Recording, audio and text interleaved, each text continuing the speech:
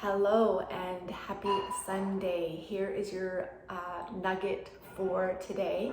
I just wanted to get on here and say thank you so much for contributing on our group Facebook page regarding some of the struggles that you are currently having. It really gives me a better idea of how I can help you, whether it's through these nuggets, programming, little notes that I can be sending you through the app or posts on our Facebook page.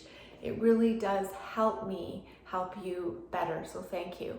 One of the biggest things we're really still focusing or trying to manage is our stress. And I understand this all too well. I find, especially as we get older, life gets harder.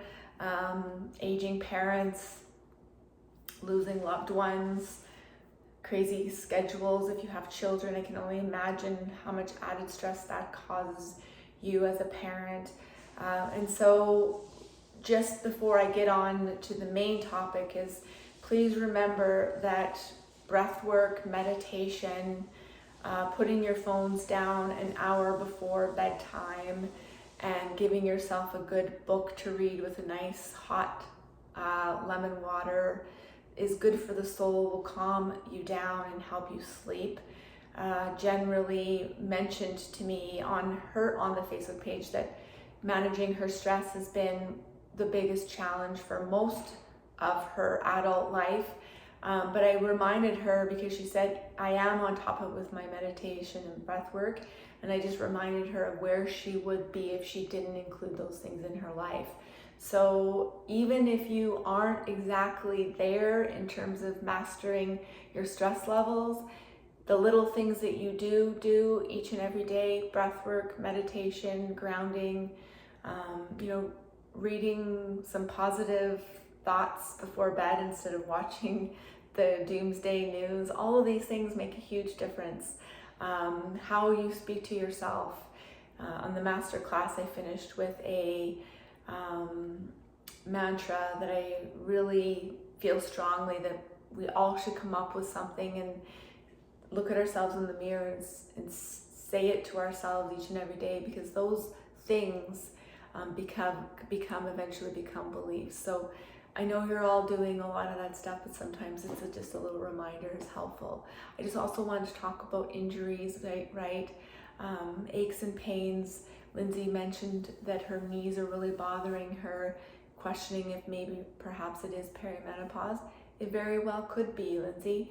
You might want to consider taking a blood panel, getting those hormones checked, and if they're low, possibly some supplementing with HRT would make a difference. I will be completely honest. I am on HRT. I have been on for over 2 years. And without my proper habits and daily mobility, I'm not so sure that my aches and pains would be as low, or I feel like I would be struggling a lot more even while being on HRT. So while I think HRT absolutely is something that is helping me, I believe that my habits and the way I'm moving my body every day are making a bigger impact.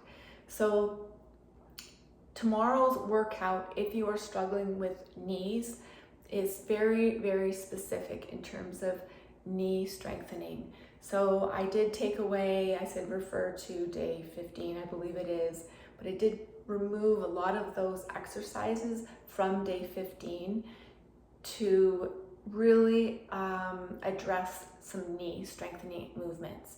So the step ups with the band, I have it tied to the rope. You'll see this tomorrow, it's already programmed.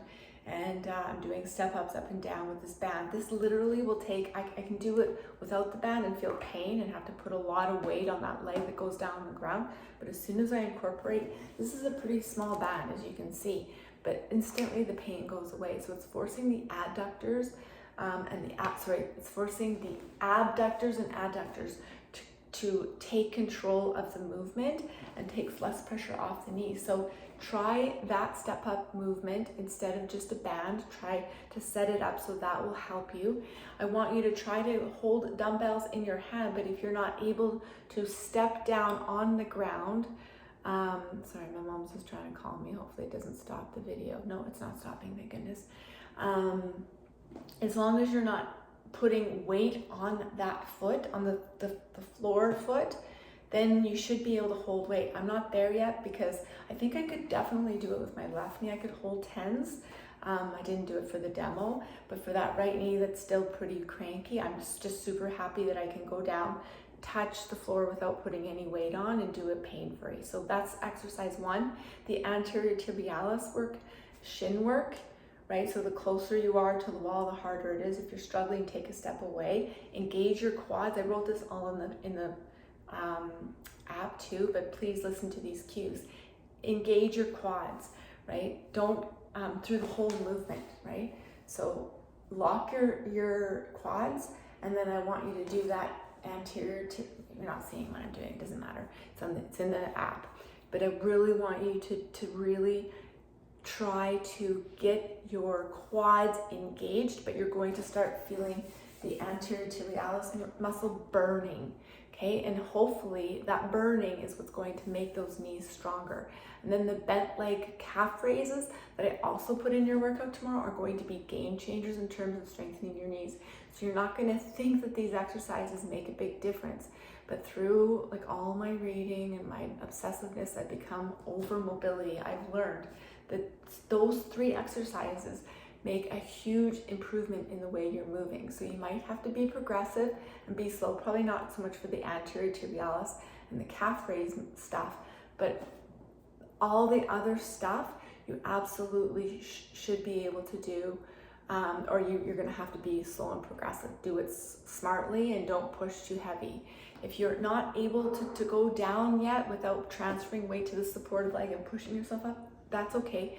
But these are the 3 movements that I'd like you to try to do ongoing each week. And so I might program a few more of these in because I know it's really hard for you to remember all the things that you need, that I'm telling you to do each week on top of the workouts. So if you do see a little bit of this repetitiveness, it's because I want you to be doing this on a very regular basis, especially if your knees are cranky. I do believe that this has been the #1 on top of my lifestyle eating habits, because when you eat like shit, you're inflamed and you're going to feel pain like you're 80. So, you know, obviously we want to make sure that we're fueling properly and not eating too much sugar, because that's always going to inflame and make us, and the fried food, right? Those are the 2 things we really need to stay away with. And I feel way worse when I do put that shit in my body. I'm definitely not perfect, but that makes a difference. And it takes days for me to feel better and these movements. So please, ladies, do the mobility work. Concentrate on your breath work at night. Give yourself some meditation. And just remember that I'm really cheering you on at the other end of the app. And these things need to improve, especially your stress management, in order for us to get the best results. So do your best to treat yourself to some downtime each and every day.